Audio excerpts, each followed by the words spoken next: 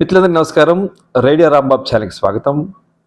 June నెలలో వచ్చే మూడో ఆదివారాన్ని ఫాదర్స్ డే లేదా పితృ దినోత్సవం, నాన్న పండుగ రోజుగా జరపడం అనేది పాశ్చాత్య సంప్రదాయమే అయినా మనం కూడా పాటిస్తూ వస్తున్నాం. ముందుగా అందరికీ పితృ దినోత్సవ శుభాకాంక్షలు తెలియచేస్తూ, తెలుగు సాహిత్యంలో అమ్మ మీద సంకలనాలు అమ్మ ప్రేమ మీద వచ్చాయి, కానీ నాన్న మీద నాన్న ప్రేమ మీద అన్ని సంకలనాలు వచ్చినట్టుగా లేవు. ఘంటసాల నిర్మల్ గారు 2020వ సంవత్సరంలో నాన్న పదం అనేటువంటి శీర్షికతో కవితాంతరంగంలో నాన్న అంటే ప్రాచీన కవుల ప్రస్తావన ఎలా ఉంది నాన్న గురించి, తండ్రి గురించి, అలాగే తర్వాత పద్య కవులు, ఇప్పుడు వచ్చిన కవులు ఏ విధంగా తండ్రి గురించి తమ తండ్రితో ఉన్న అనుబంధాన్ని పేర్కొన్నారు అనేటువంటి అంశం మీద ఈ కవితలతో కూడినటువంటి ఒక సంకలనాన్ని తీసుకొచ్చారు. ఈ సంకలనం రావటానికి ప్రధాన కారణం గ్రంథి కాంతారావు గారు. వారు తమ తండ్రి గారైనటువంటి గ్రంథి సుబ్బారావు గారి సంస్మరణలో తీసుకొచ్చారు. సుబ్బారావు గారు మనకందరికీ తెలుసు, క్రేన్ ఒక్కపడి యజమాని, లేదంటే క్రేన్ ఒక్కపడి సంస్థ అధినేత. ఈ నాన్న పదం చాలా అద్భుతంగా చదివినట్లయితే మనకు కనిపిస్తుంది. ఇందులో కవిత్రయం తండ్రి ప్రస్తావన అటు నన్నయ్య కానీ, తిక్కన కానీ, ఎర్రాపరగ కానీ ఏ విధంగా చేశారో చెప్పి ఒకటి రెండు ప్రాచీన కవుల ఉటంకింపులు చూసి వచన కవులు ఎలా తమ తండ్రితో ఉన్న అనుబంధాన్ని పేర్కొన్నారో చూద్దాం. నన్నయ్య భట్టు ముందుగా ఆయన ఇలా చెప్తారు: విను గార్హపత్యమను నయ్యదలము విహరింపబడి తదాహవనీయంబున వెలుగునట్ల వెలుగును జనకుడు దా పుత్రుడై నిజద్యుతి తోడన్. నిండు కొలువులో భర్త తిరస్కృతైన శకుంతల అంటుంది, ఓ దుష్యంత మహారాజా, యజమానిచే తొలుత గార్హపత్యము అనే అగ్ని ప్రజ్వలింపజేయబడి యజ్ఞకుండికయందు ఆహ్వనీయము అనబడే అగ్నిలో ఏ విధంగా వెలుగొందుతుందో ఆ విధంగా తండ్రి తానే పుత్రరూపాన్ని పొంది తానే అతడే ప్రకాశిస్తాడు అంటుంది. మరో పద్యం, తన నీడ నీళ్లులలో నేర్పడజూచున్నట్లు లోకస్తుత తత్సూన్ జనకుండు సూచి మహానందము బొందు నతిసే ప్రీతి మొయిన్. ఇది నీళ్లలో తన నీడను తాను చూసుకున్నట్లు తండ్రి పుత్రునిలో తనను తాను చూసుకుని ప్రేమాతిశయం వల్ల అలౌకికమైన ఆనందాన్ని పొందుతాడు. ఇది 11వ శతాబ్దం నాడు నన్నయ్య గారు రాసినటువంటి పద్యం. తర్వాత తిక్కన సోమయాజి గారు, ఈయన 12వ శతాబ్దం వాడు. ముఖ్యంగా నిర్వచనోత్తర రామాయణంలో అంకిత పద్యాలు ఆయన రాశారు. ఒక పద్యం చదువుతాను. జనకుడు తపమును ధర్మంబును విద్యయు బరమదైవమును గావున నాతనికి ప్రియంబగు పనిచేసిన దేవతల్ల ప్రీతి చెందుట గల్గున్. తండ్రి అంటే తపస్సు, ధర్మం, తండ్రి అంటే విద్య, పరమదైవం. అందువల్ల ఆయనకు ప్రీతిపాత్రం గల ఏ కర్మను ఆచరించినా దానితో దేవతలకు ప్రీతిని కూర్చున్నట్లే అవుతుంది అంటారు తిక్కన సోమయాజి గారు. తర్వాత ఎర్రన ఏమన్నారో చూద్దాం. ఎర్రాప్రగడ 14వ శతాబ్దం వాడు. ప్రాజ్ఞ ప్రస్తుత భవ్య భోగ విభవస్పారాత్ముడారాధ్య సర్వజ్ఞుండ ప్రతిమాద్భోతోభయ కవిత్వ ప్రౌఢ శబ్దార్థ యోగాగ్న సిద్ధిఘనుండు మజ్జనకు కీర్తి శ్రీ సూర్యుడి విజ్ఞానాత్మక వాంగ్మయంబున ఉదావస్యజ్వలుండై యుదున్. అంటే ఏమంటారంటే, మా తండ్రి సూరన ప్రాజ్ఞులు మెచ్చుకున్న భోగ భాగ్యాలు పొందినవాడు, గౌరవాలు అందుకున్న జ్ఞాని, ఉభయ భాషలలో కవిత్వం చెప్పగల ఘనుడు, శబ్దార్థాలను శాసించగల పండితుడు, కీర్తిమంతుడు. నేను రచిస్తున్న విజ్ఞానప్రదమైన వాంగ్మయాన్ని చూసి ఆయన ఎంతో సంతోషిస్తాడు అని చెప్పి చెప్తారు. ఇక పోతన గారు 15వ శతాబ్దంలో శ్రీ మహాభాగవతాన్ని ఆంధ్రీకరించిన సందర్భంలో ఆయన ఏమన్నారో చూద్దాం. పోతన గారి పద్యాలు సరళంగా ఉంటాయి కదా. అనుదిన సంతోషణములు జనిత శ్రమతాప దుఃఖ సంతోషణముల్ తనయుల సంభాషణములు జనకులకు గర్ణ యుగల సద్భూషణముల్. తండ్రులకు పిల్లల మాటలు ఎప్పుడూ చెవికి ఇంపుగాను, పడిన శ్రమను బాధను దుఃఖాన్ని హరించేవిగాను ఉంటాయి అంటారు. ఇక విశ్వనాథ్ సత్యనారాయణ గారు ఏమన్నారు చూద్దాం. ఆయన రామాయణ కల్పవృక్షం అవతారికలో జనకస్తుతి ఇలా చేశారు. ఆనా తండ్రియనన్ దదీచి సిబి కర్ణాదుల్ పునారూప సంస్థానం పొందిన కర్మయోగి సీతచంద్ర ప్రౌఢ కాంతి ఛటా స్నానంబాడిన స్వచ్ఛలింగమైనన్ సాధించి మా నందమూర్లోనన్ నిలిపిన భక్తరాజు సుజన శ్లోకండు దారుండొగిన్. మా తండ్రి శోభనాద్రి గారు దదీచి సిబి కర్ణుడు మొదలైన దాతలకు మరో రూపం ఒక కర్మయోగి తెల్లని వెన్నెలలో స్నానం చేసినట్టున్న లింగరూప శివుణ్ణి మా నందమూరులో ప్రతిష్ఠించిన భక్త శ్రేష్ఠుడు, సజ్జనుల మెప్పు పొందిన ఉదారుడు ఆయన అని చెప్పి అంటారు. ఇవి ఇట్లా పద్య కవిత్వం తండ్రికి సంబంధించి చాలా ఉన్నాయండి. ఇక మనం కొన్ని వచన కవిత్వాలు ఎలా వచ్చాయి, ఎలా చేశారో మనం చూద్దాం. ముందుగా ఇందకంటే శ్రీకాంత శర్మ గారు, ఆయన తండ్రి హనుమత్ శాస్త్రి గారిని ఎలా సంస్మరించుకున్నారంటే, ఆ రోజు శీర్షిక ఏరు దాటిన కెరటం. ఆ రోజు తెల్లవారే వేళ లోకం తలుపు ఓరవాకిలిగా వేసి మీరు ఎక్కడికి వెళ్ళారు చెప్పమా? మాయ కాదు, మర్మం లేదు, అంతా కళ్ళెదుటే జరిగినదే. శ్మశానంలో చితాభస్మావశేషాల్ని పక్క పొలంలోకి విసిరేసి వచ్చేశాక చెట్టు నుంచి కాయను తెంపినప్పుడు బహుశా చెట్టు కొమ్మకు కలిగే నొప్పి ఇంతే జ్ఞాపకం. తెల్లవారుజాము లేచీకటిలో గుత్తంగా నందివర్ధనం చెట్టు విరబూసినట్టు ఆ నవ్వు గుర్తు. ఊరుకాల వంపులో కార్తీక మాసపు డొప్ప దీపాల్లాగా ఆ పాఠాల మెరుపులు గుర్తు. అలవికాని కోపం వచ్చినప్పుడు ఆ పులికళ్ళ పదను గుర్తు. ఏమయ్యా అంటూ పిలిచే ఆ మిత్ర వాత్సల్యం గుర్తు. కొండరాళ్ల మీద నుంచి వర్షధారలు జారిపోయినట్టు ఎన్నేళ్లు గడిచాయో కదా. అయినా కొండగొప్పు మట్టి చుట్టూ మొలిచిన పచ్చని గడ్డి పువ్వులంటి మీ జ్ఞాపకాలు జీవితంలో మీరు వదిలేసిన ఖాళీలు పూరించడానికో, మీ ప్రేమ వైఫల్యాలు భగ్న స్వప్నాలు తనివి తీరని లోకానాలు సమీక్షించడానికో బహుశా నా ఈ కొడుకుతనం. అంతే కదా. మీరెక్కడికి వెళ్ళినట్టు? పునర్జన్మ నిజమైతే ఏమయ్యా అంటూ ఎవరి భుజం మీద చెయ్యి వేసి నడిపిస్తున్నారో కదా అని చెప్పి తమ తండ్రి హనుమత్ శాస్త్రి గారిని గుర్తు చేసుకున్నారు. భరణి గారు వాళ్ళ నాన్నగారి గురించి ఏమంటున్నారో వినండి. ఆయన పెట్టిన శీర్షిక మధ్య తరగతి నటరాజు. చుట్టూ సమస్యల జ్వాలామాలా తోరణం. ఓ చేతిలో భగభగమండే పుత్రాగ్ని, మరో చేతిలో చెంగుమనే ఆశల జింక, మెళ్ళో బుసలు కొట్టే కుబుసం వదిలిన కూతురు, విరబోసుకున్న జటాజటం లాంటి బెంగ, అందులో నెలవంకలాగా లీలగా మెరిసే ఫస్ట్ తారీఖు, గలసీమలో పెద్దల్లుడి కోరికల కపాలమాల, కటిసీమన తోలు వల్చిన పులిలాంటి మాసికలేసిన పంచ, మేకపోతు గాంభీర్యం లాంటి జీతపు త్రిశూలం, తల తాకట్టు పెట్టినా తడిసి మోపెడవుతున్న వడ్డీల గంగ, అప్పులాళ్ళ నమక చమకాలు, బాసుడి చేత నిత్య రుద్రాభిషేకం. ఈ మధ్యతరగతి నటరాజు తాండవం ఆడేది అజ్ఞానం మీద కాదు. అజ్ఞానం మీద కాదు, అమాయకురాలైన ఆలి మీద. ఎన్నో బాంధవ్యాలను కలిపి కొట్టి సుదిలా జారిపోతాడు నాన్న అంటారు భరణి గారు. మరొకటి ఎండ్లూరి సుధాకర్ గారు, ఆయన తన తండ్రి గారిని ఎలా స్మరించుకున్నారంటే, మట్టి మంచంలో నాన్న శీర్షిక. నాన్న చనిపోయాడని నాకెప్పుడూ అనిపించదు. ఇంకా ఆ గదిలో నాన్న తిరుగుతున్నట్లే ఉంటుంది. ఆ మూల మోకాళ్లపై కూర్చుని ప్రార్థిస్తున్నట్లే ఉంటుంది. మనమరాళ్ళని లాలిస్తూ టకుం గుర్రమై ఆడిస్తున్నట్లే ఉంటుంది.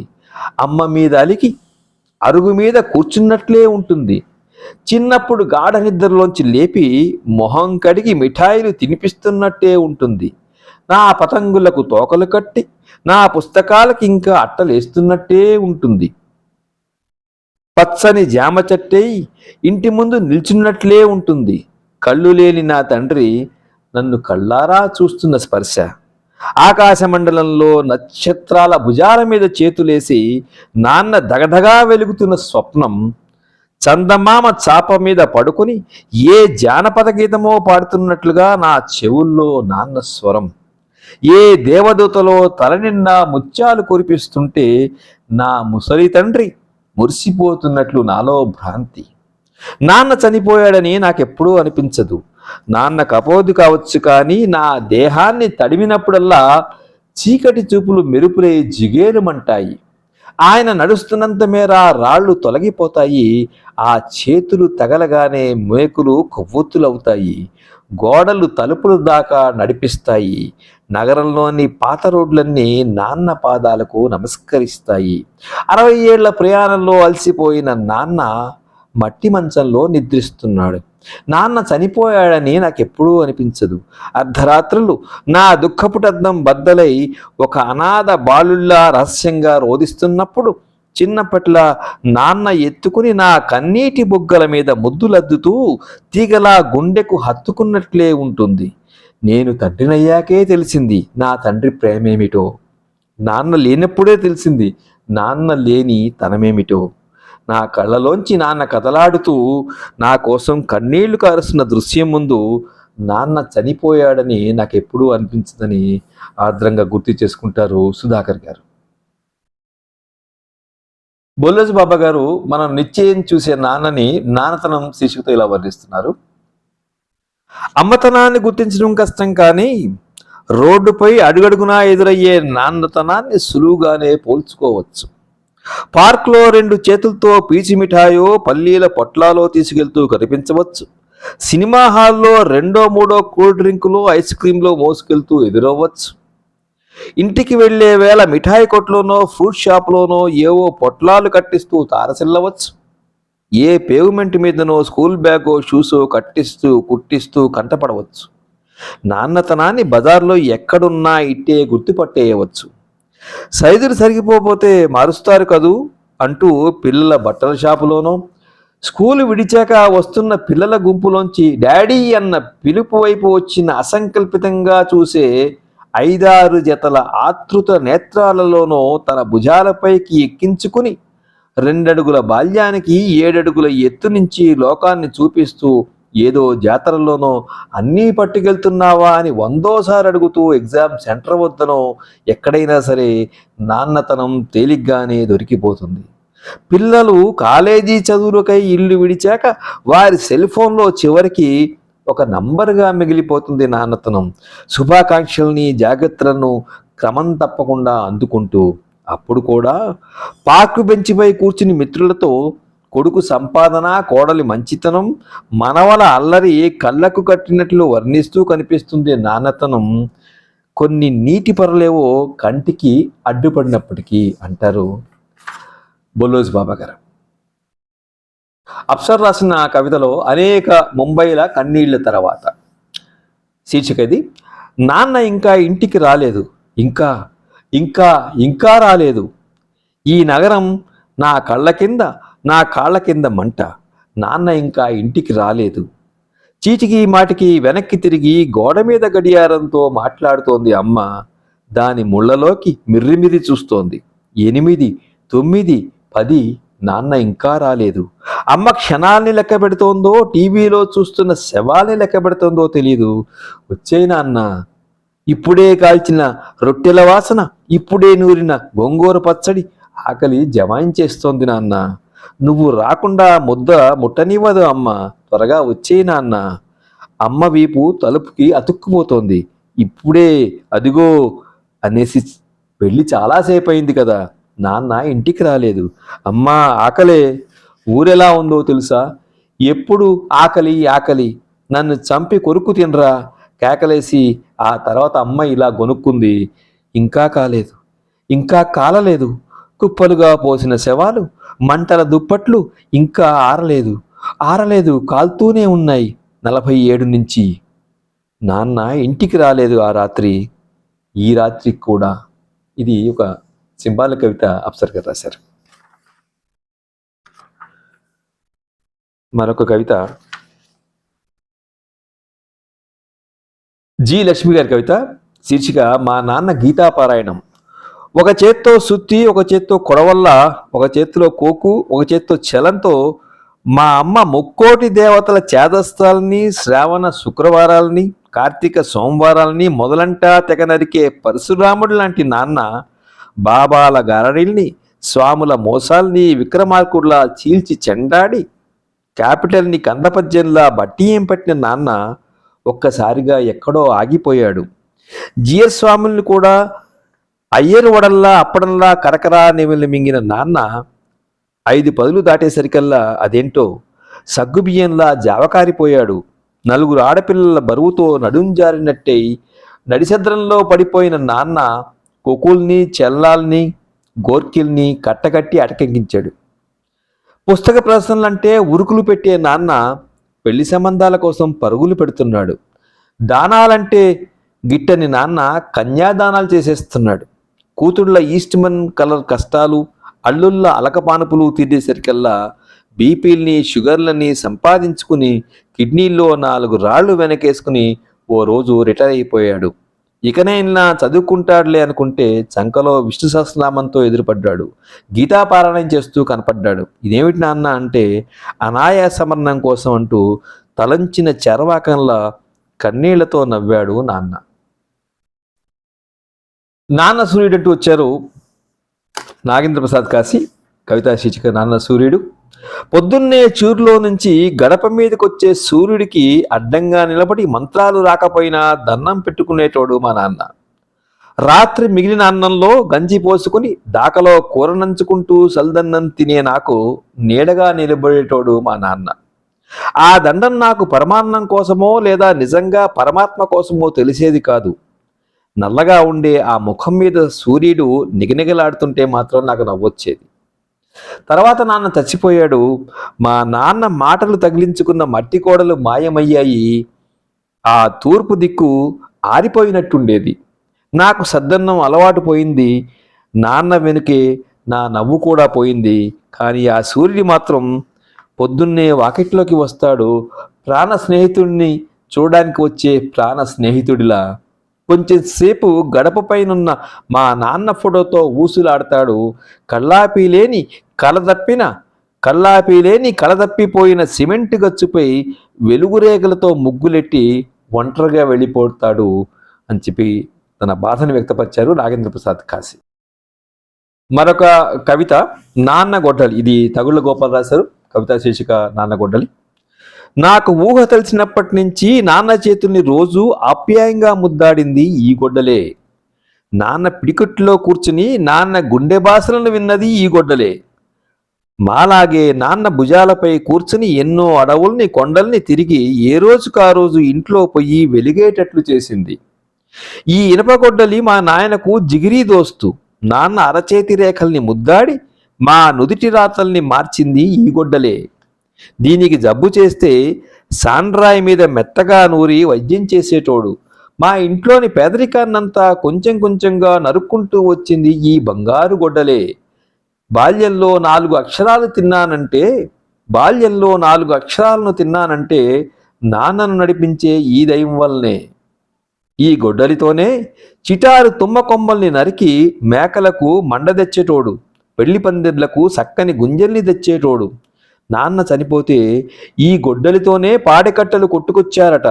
నాన్న మరణం చూడలేక ఆ రోజే సగం విరిగిపోయింది మొనదేలిన ఇనపగొడ్డలి. పెలుసులుగా రాని నాన్నకు నివాళి నర్పించింది. ప్రాణంగా చూసుకున్న దోస్తులేడని ఆ దినం నుంచి ఒంటరిగా ఏడుస్తూ మొద్దుబారి ఊరు కూర్చుంది ఓ మూలకు. ప్రాణంగా చూసుకున్న దోస్తులేడని ఆ దినం నుంచి ఒంటరిగా ఏడుస్తూ మొద్దుబారి కూర్చుంది ఓ మూలకు. అందరూ నాన్న ఫోటోకు దండం పెడుతుంటే నేను మాత్రం గొడ్డలి పక్కన కూర్చున్న నాన్న రూపం గొడ్డలిలో కనిపించేసరికి అంటారు తగుళ్ళ గోపాల్ నాన్న గొడ్డలి కవితలో. శిఖామణి గారు మగతల్లి శీర్షికతో తన కవితను అందిస్తున్నారు. శీర్షిక మగతల్లి. తల్లి కంగారు తన తోలు సంచిలో అపురూపంగా 2 పిల్లల్ని పెట్టుకుని అటు ఇటు గెంతుతున్నట్టు ఆ తండ్రి ముక్కుపచ్చలారని ఆ పిల్లల్ని వెంటేసి తిరుగుతున్నాడు. అమ్మంటే గర్భసంచి ఉమ్మనీరు, గుక్కపట్టిన గొంతుకు ఇంత గోర్వెచ్చని స్తన్యము అనుకున్నాను ఇన్నాళ్ళు. కనిపించే బొడ్డుతాడు కంటే కనిపించని ఆత్మబంధమేదో అతన్ని ఆ పిల్లలకు కట్టిపడేసింది. ఒక రొమ్ము పోలు తాగుతూ రెండో రొమ్ము తనమబోయిన పార్వతీ తనయుడికి రొమ్ము బదులు పాము చేతికి తగిలినట్లు రొమ్ముల్లేని ఈ మగతల్లిని ఆ పిల్లలు తడిమినప్పుడు ఎంత తల్లడిల్లిపోయాడో ఆ తండ్రి. కాన్వెంటు టైముకు గనగన గంటలు అలారం మోతై తుళ్ళిపడి పిల్లల చలికాలపు స్నానాలకు నీళ్లతో పాటు తన కన్నీళ్లను కాగబెట్టుకుని చిన్నపిల్ల జడలకు రిబ్బను కుచ్చు పువ్వులై విచ్చుకుంటాడు. బుగ్గన నల్లటి దిష్టి చుక్కై మెరుస్తాడు. పెద్దాడి కాలిబూటుకు లేసై తనని తాను ముడివేసుకుంటాడు. ఉడకని బొంబాయి రవ్వ ఉప్మాయై ఎంతకు విజిల్వేని అన్నం కుక్కరై ఎంతగా అతలాకుతలమైపోతున్నాడో. స్త్రీ పాత్రలను నటించి మెప్పించిన మగనటులున్న చోట ఇదిగో ఇక్కడ భ్రమర కీటక న్యాయంలా ఆ తండ్రి ముమ్మూర్తుల తల్లి అయిపోయాడు. చీకటి పడగానే పిల్లల కళ్ళ మీదకు గొప్ప దయతో ఆవరిస్తున్న నిద్రాదేవిని గడ్డం పుచ్చుకుని బతిమాలాడి గబగబా 4 గోరుముద్దల్ని తినిపిస్తాడు. పంజరము పక్షి తనే అయిన అతగాడు రెక్కల కింద పిల్లల్ని దాచుకున్న తల్లి కోడిలా ఇద్దరిని చెరోపక్క పడుకోబెట్టుకుని మనసు అలారానికి కీయిచ్చి రేపటి ఉదయాన్ని కలగంటూ నిద్రలోకి జారిపోతాడు.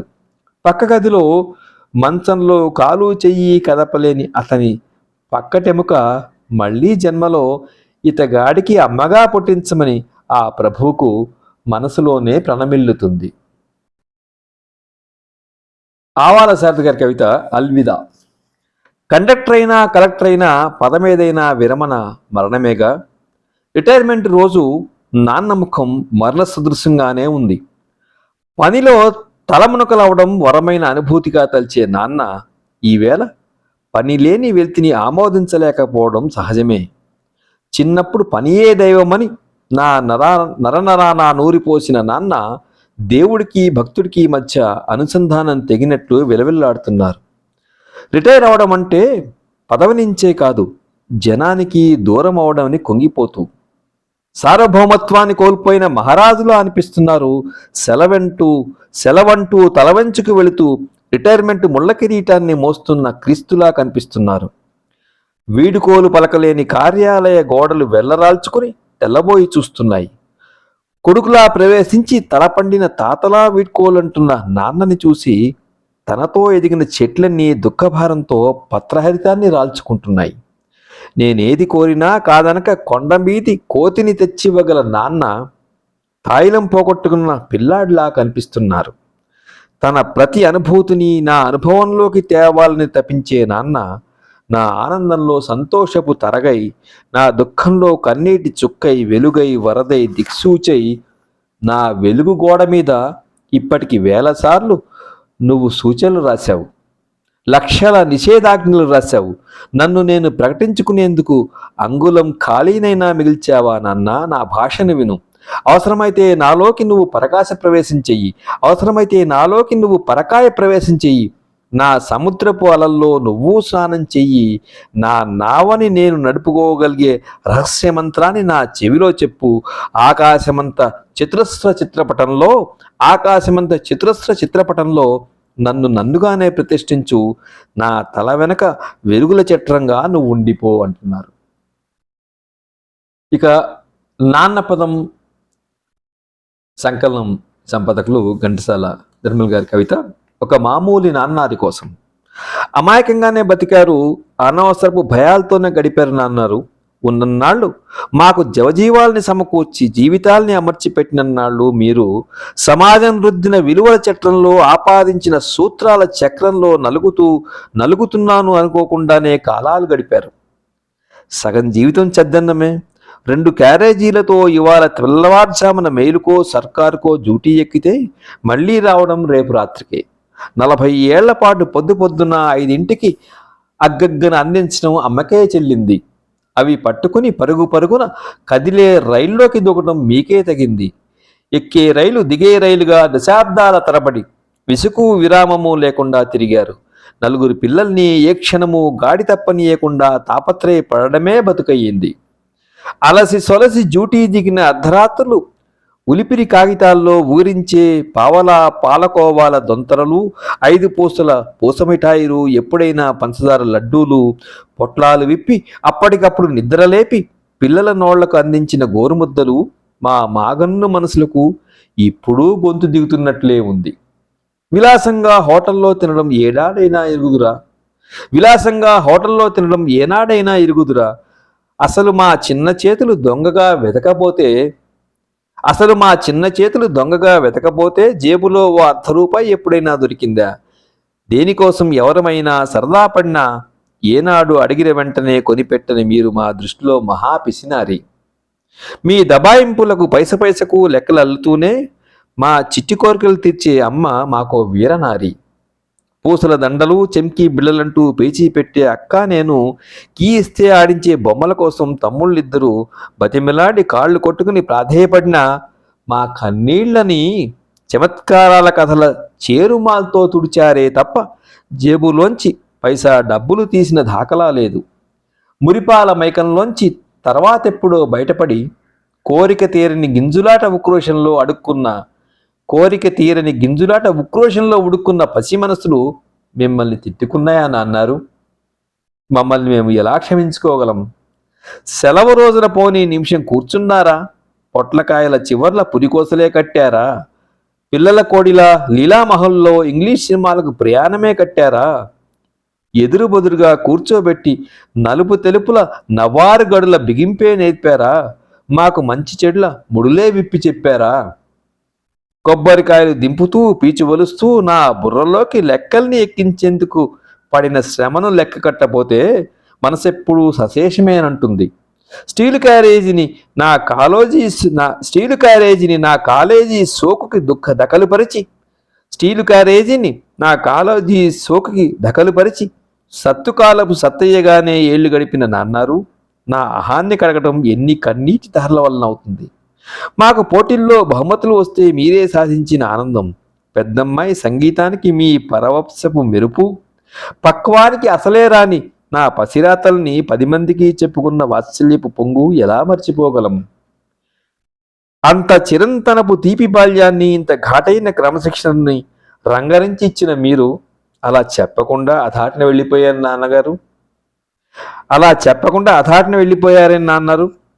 ఉద్యోగాసంతం అసలు ఎప్పుడూ ఆఖరి నిమిషంలో బండి అందుకున్న మీరు ఎంత డ్యూటీ అయిపోయిందనుకుంటే మాత్రం అంత అకస్మాత్తుగా వెళ్ళిపోతారా? కనీసపు చివరి మాట లేకుండా వీడ్కోలు గంట భోగించనైనా రాకుండా కరుణలేని కాలచక్రాల బండి సందున జారిపోతారా? చిన్నప్పుడే ఉష్కాకి కదా చివరికిలా నిజం చేసి మమ్మల్ని నీరై పొమ్మంటారా? వారాలు, నెలలు, ఏళ్ళు గడుస్తున్నా దిగులు దుఃఖం ఉండకడుతూనే ఉంది. కళ్ళ కాలువలు ఎడతగమంటూనే ఉన్నాయి. వారాలు, నెలలు, ఏళ్ళు గడుస్తున్నా దిగులు దుఃఖం ఉండకడుతూనే ఉంది. కళ్ళ కాలువలు ఎడతెగమంటూనే ఉన్నాయి. ఈ సంకలనంలో చాలామంది ప్రముఖ కవితలు ఉన్నాయి. అన్నీ చదవలేకపోతున్నందుకు మన్నించమని కోరుకుంటూ చివరిగా నా కవిత కూడా ఉంది, చదువుతాను. కవిత శీర్షిక తొలి పతాక. అవును, అతను నిశ్శబ్ద నదిలా దూరంగా వినిపించే సెలయేటి పాటలా నువ్వు దాచేసిన నీ అంతరంగంలో చుక్కలా మెరుస్తూ ఉంటాడు. నిన్ను అదిలించి బుజ్జగిస్తూ, విసిగిస్తూ, కోపగిస్తూ నీ తప్పటడుగుల నుంచి నీ తప్పుటడుగుల వరకు నీలోని మరో మనిషిలా నిలదీస్తూనే ఉంటాడు. అక్కడో జ్ఞాపకాల తోట విరుస్తోంది. నువ్వు వద్దనుకున్నా నీకోసమే పువ్వేదో పూచినట్టు అతని జ్ఞాపకం అక్కడ గాలి పరిమళమై వీస్తూ ఉంటుంది. కదంబవనమై విరబూసే కుటుంబంలో ఒంటరి దీపస్తంభంలా అతను తపనో బెంగో చింతో తెలియని పారవస్యంతో నీ ప్రేమ గీతాన్ని నిరంతరం లిఖిస్తూ ఉంటాడు.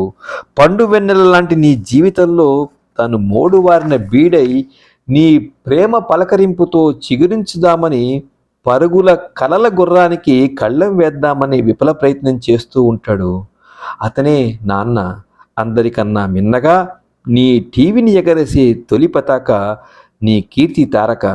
అందరికన్నా మిన్నగా నీ టీవీని ఎగరేసే తొలి పతాక నీ కీర్తి తారక.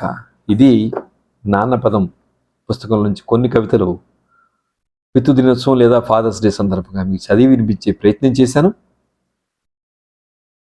ఈ వీడియో మీకు నచ్చినట్లయితే లైక్ చేయండి, షేర్ చేయండి. రేడియో రాంబాబు ఛానల్కి సబ్స్క్రైబ్ చేయండి. నమస్కారం.